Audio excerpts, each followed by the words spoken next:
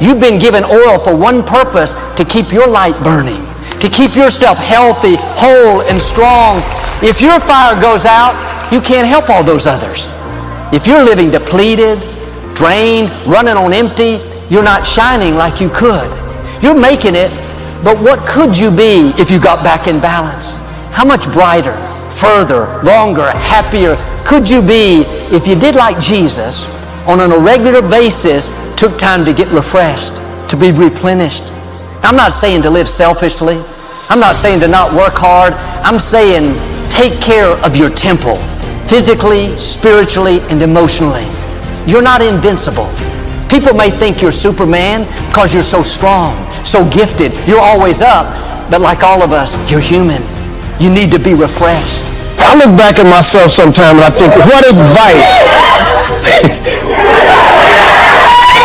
What would I tell that young guy in college who was on the verge of flunking out of that very same college? What would I tell myself? Well, I tell myself about forgiveness. I remind myself, I would teach myself to forgive a lot quicker, including myself. I held myself to my own pain for a long time because I kept rehashing those failures over and over and over again. And rehashing those failures, it prevented me from moving forward. So I would tell that 20-year-old guy back then, be a little bit more forgiving of yourself and a whole lot more forgiving of other people's. So remember that Lord's Prayer that your mama taught you. Forgive us our trespasses as we forgive those who trespass against us. It would have made my way a lot easier. I would also tell myself to slow down a little bit. Don't go so fast. What you rushing for? Life is coming. I think this idea of loving yourself as a cultural obsession has no basis in reality. Here's the challenge. When you're born, what do you got to do to be loved? Nothing. Because your mother's on drugs, natural drugs, oxytocin. So you look like a lizard and she thinks you're beautiful. Right? You know, you're fat, you shit all over, you throw up, and you're still beautiful, right? For a while, you're unconditionally loved. And thank God, we wouldn't have survived otherwise. You know, I love women so much. I have so much respect for women, even more so going through birth again. No man will ever fully appreciate what a woman does or what a baby demands of a mother if you're breastfeeding and the energy and the no sleep. I mean, it's amazing what women do in our life. But the point is, in the beginning, you gotta do nothing. And then the oxytocin wears off, and suddenly you do the same scream or yell, throw your food, and now you get yelled at or hit, or the worst one of all, you get ignored. And then fear enters your body. And then the rest of your life, you're looking for, how can I get this unconditional love? And I remember in the beginning asking myself, because I studied all animals and what the level of dependency they have. And human beings have the longest period of dependency for survival of any creature other than other primates. Whales will be dependent for a year, birds for a few weeks, and boom, get your ass out there and fly. It's a different world. We have this long dependency. It's just the nature of how we are. And then I thought to myself, so why don't we just have unconditional love all the time? And I think my answer is because then you never grow or give anything to life. You think everything's about you. And unfortunately, there are a large population of kids that were raised in a generation of parents that were helicopter parents that thought everything should be about the child, and they wonder why they're selfish today. Or why they, don't seem to have great relationships where you got to be with somebody else, you got to put somebody else ahead of you. That's what love is. Love is putting somebody else ahead of yourself. Loving yourself usually comes for most human beings by starting to have a value and just appreciating people, not because of what they do, not because of what they have, just because you feel their essence.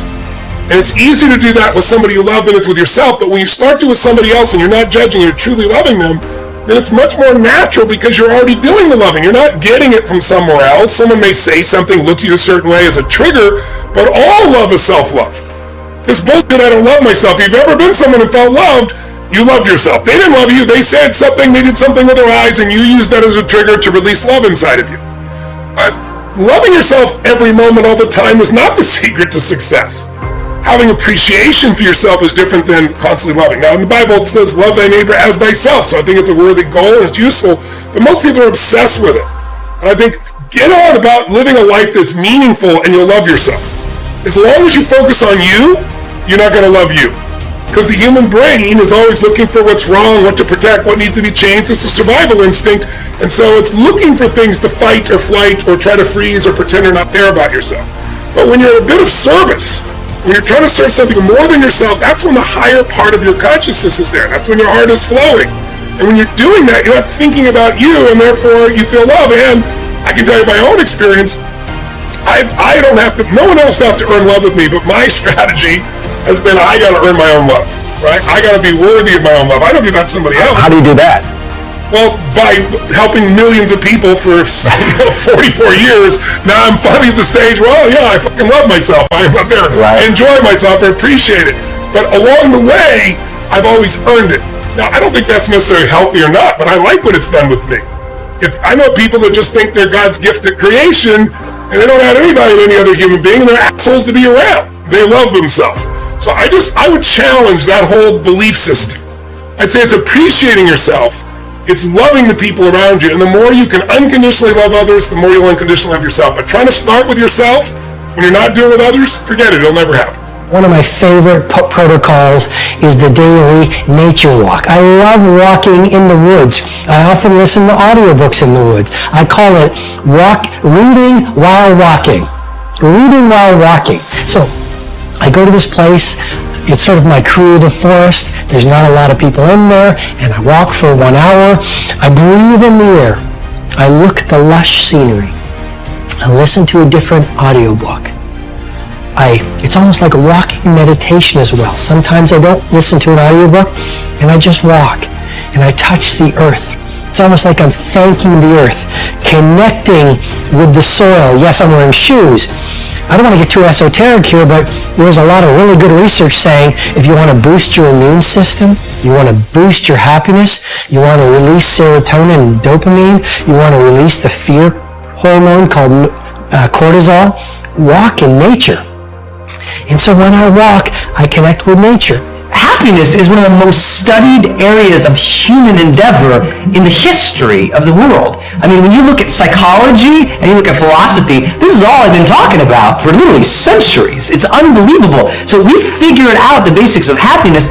It's that sometimes common sense isn't common practice. So people struggle for no reason. I mean, look at what we know about happiness. We know basically happiness usually comes from an orientation towards the world in which we look at the past, the present, and the future in specific ways. We often tend to look at the past with gratitude and with fond recollection. Even if there were struggles, challenges, suffering, turmoil, we find our places in the past and we feel a sense of acceptance about the past. It happened. It's good. All things were as they were, and today they are as they shall be. And it's being okay with whatever the past is, finding a peace, an acceptance, and a gratitude there allows us to be a little more free in the present. And being in the present, what makes us happy? Being engaged in whatever we are really doing. I mean, really engaged in it, mentally engaged in what we are doing each day. Where we're challenging ourselves just a little bit, where we're finding something we're passionate about, interested in, and challenging ourselves to bring our full conscious presence to the moment, to develop awareness, right? Almost all spiritual sort of texts and teachers and trainers are always trying to help people become just more present in the moment, more accepting of the world as it is, but here. The power of now stuff, right? It's like, get here, be engaged, be present with the moment. And then with the future, it's all about anticipating with excitement what's to come in the future. Even if the future is scary, even if you know there's still going to be hardship, because there will be, even if you know there's going to be struggle, yep, there will be too. But finding your marks, what are you excited about for tomorrow? And if you can't find anything to be excited about tomorrow, that has nothing to do with the reality of tomorrow. It has to do with your mindset. You've poisoned yourself in pools of pessimism for so long that you've drowned yourself of hope. That you've forgotten that there is magic to life, that there is something tomorrow. You could find something. Even if tomorrow you're just going to say, you know what? Tomorrow I'm going to get up, I'm going to feel better. I'm just going to decide to be. Be excited about that. Tomorrow I'm going to go do something nice for somebody. Tomorrow I'm going to get focused on this one project I've been waiting to do. Tomorrow I'm going to make the damn bed. Whatever it is, find something to be excited about for tomorrow. That's the basics of everything we know about your emotional world and your mental world of happiness. So simple, right? Be accepting at peace with the past. Be present and engaged here in the present, and be excited. Anticipate something for the future. So me and Jada was reflecting about love, and I asked her, I said, what did she think was, one of the biggest revelations that she had about love? She said that you cannot make a person happy. And I thought that was a real deep idea. You can make a person smile, you can make a person feel good, you can make a person laugh, but whether or not a person is happy is deeply and totally and utterly out of your control. I remember the day I retired. I literally said to Jada, that's it. I retire. I retire from trying to make you happy. I need you to go make yourself happy and just prove to me that it's even possible. And after we cracked the hell up, we started talking about, we came into this false romantic concept that somehow when we got married that we would become one.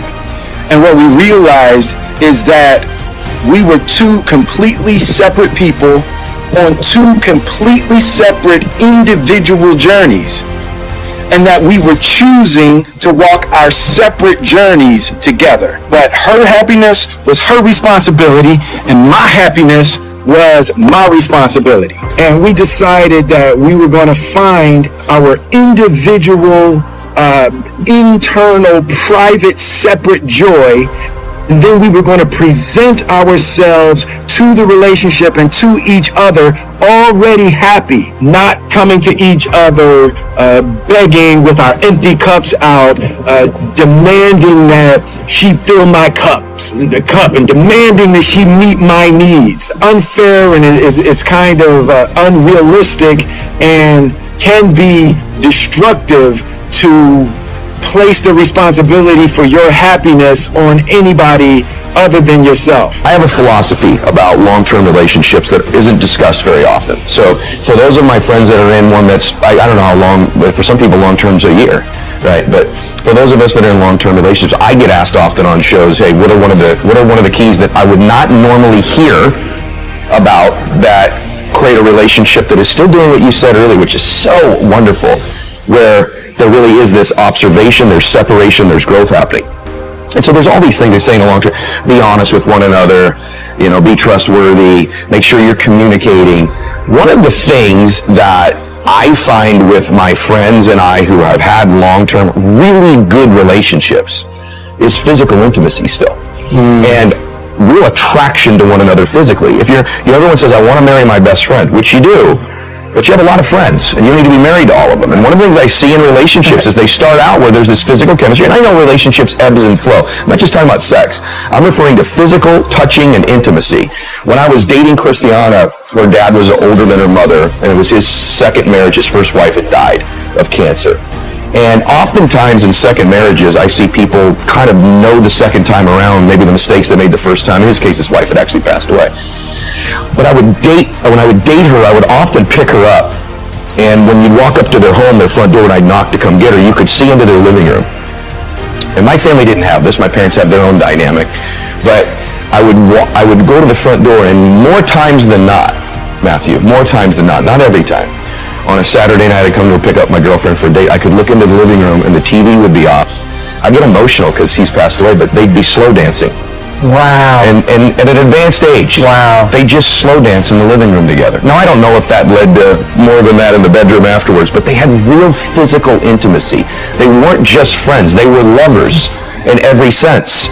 Physical lovers. That doesn't always necessarily mean, but people ask me, what's one of the keys to a relationship? Physical intimacy. It's a box you better be checking. There's got to be that touching and that physical attraction to have a passionate relationship. And I reached a point senior year when my adjustment felt like me. I had actually convinced myself that I was this person and she me. Pretty, talented, but not stuck up.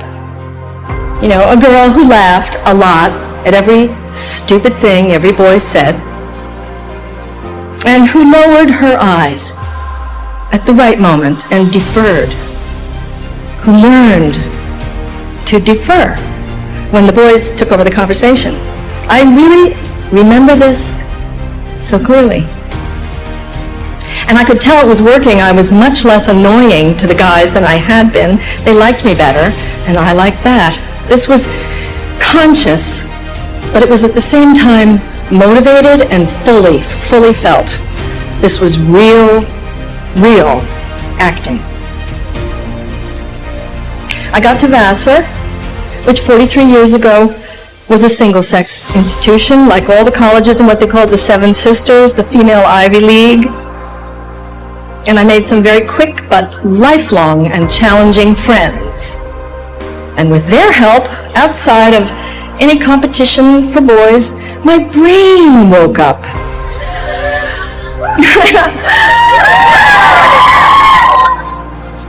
I got up and I got outside myself and I found myself again. I didn't have to pretend. I could be goofy, vehement, aggressive, and slovenly, and open, and funny, and tough, and my friends let me.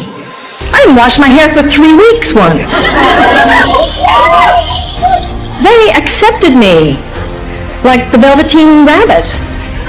I became real instead of an imaginary stuff.